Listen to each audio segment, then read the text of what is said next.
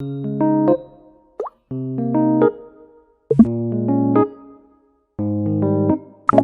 everyone, and welcome back to another video with me, Carly. One of the things that I've been meaning to talk about in this channel is my love for books. How come that I haven't actually had a content I talk about reading and my favorite books? At the same time, I thought if I talk about my favorite books, then the video would take forever to edit. And no, I don't have time for that. So I thought of sharing with you guys what I've been reading since the beginning of 2021. Beginning of the year, if I'm not mistaken, the very first that I've read is, I'm not prepared at all, is this book called Drive Your Plow Over the Bones of the Dead by a Polish author called Olga Tokarczuk. Sorry for butchering your name. I remember buying this actually like in 2020 together with a few other books. Book tip: if you're looking for something to read, always check yearly literary prizes or yearly best books of 2020, best books of 2019, things like that, because they give you some really good suggestions. So if you're at a loss on what to read, usually they categorize it into YA, historical novels, non-fictions. If anything suits your taste, yeah, go check it out. I'm not gonna do a review of each book because this video would take forever, which I want to prevent. But this book is about a middle-aged woman who lives in removed Polish village. Several people died in the village, and she was claiming that it was because of the animals and animals having revenge on people, and the story goes on from there. So I remember highlighting a few lines which I'd like to read to you guys. There we go. The line reads, "You know what? Sometimes it seems to me we're living in a world that we fabricate ourselves. We decide what's good and what isn't. We draw maps of meanings for ourselves. And then we spend our whole lives struggling with what we have intended for ourselves. The problem is that each of us has our own version of it, so people find it hard to understand each other." And there was some truth in what she said. Next, I'm not gonna go actually on like which book I read what month. I've been back into my dystopia rabbit hole lately, which I can do another video about because it's my favorite genre. I think you'd be familiar with this book, Handmaid's Tale by Margaret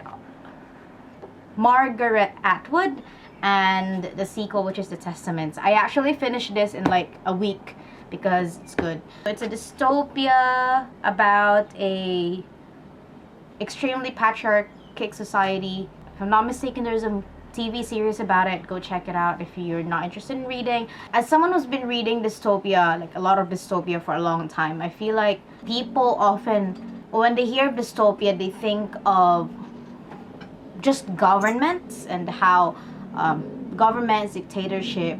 But so this was kind of different for me because it is more specific into what they control, which is women. I was kind of disappointed with the sequel. I think the narration was very different. It didn't really give me the answers that I needed from the first book. Another dystopia is called Fahrenheit 451 by Ray Bradbury, which is really short actually. If you want to give dystopia a go and you don't have much time, or you don't want to read something really long, if I'm not mistaken, it's like about 100 something pages.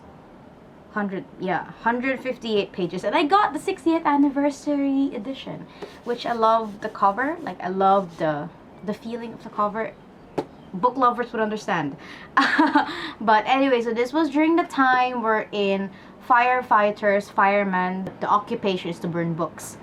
And so this was in a futuristic society wherein they removed books, they removed anything that would make you think, and at the same time, the government, which was not really the highlight of this book, but the highlight of this book was the character who was a fireman, and and he was actually like hiding books instead of burning them. I don't want to read the line from this because if I'm not mistaken, I just circled the entire page that really struck out to me.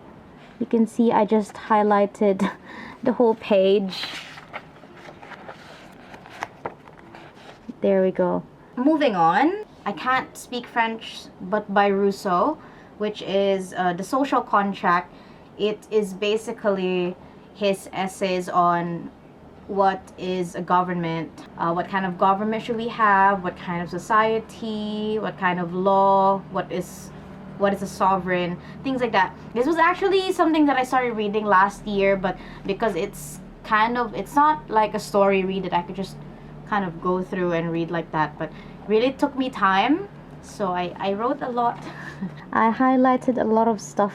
You can see my notes on the side. Yep, I'm not a vlogger at all because I can't be bothered fixing it. Okay, moving on to another book of essays, which is about the Philippines, called Why Are We Poor by Sionel Jose.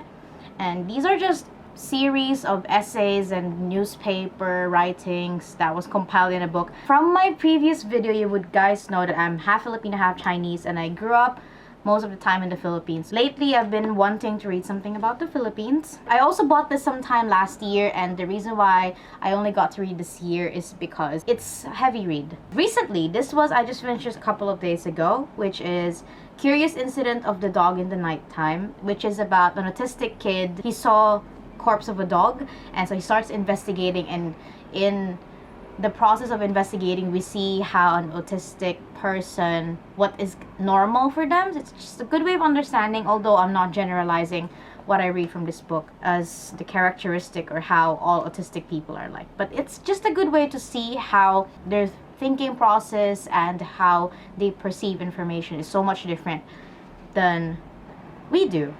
I've finished, oh, there's one more actually, but it's in my laptop. It's called, what is it called? Let me check. Maybe You Should Talk to Someone, a therapist, her therapist, and Our Lives Revealed by Lori Gottlieb. The book is about a therapist who seeks another therapist, and it's if I'm not mistaken, my first psychological book, or I'm not sure what genre is that, but it's a really good read. I recommend it to you guys. And currently, my current reads are, first one is If on a winter's night a traveler, there's no ... And the first chapter is already so funny to me because, okay, let me read it out loud.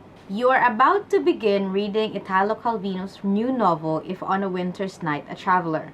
Relax, concentrate, dispel every thought, let the world around you fade. Best to close the door, the TV is always on in the next room. Tell the others right away. No, I don't want to watch TV.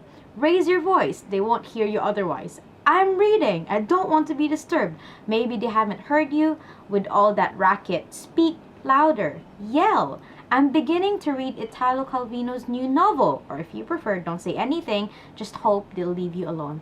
Yeah, so the first chapter is really just about describing how a reader feels like. I'm 34 pages in. I just started this last night, 2 days ago. Another one that I've been reading for a long time now is Barack Obama's Promised Land.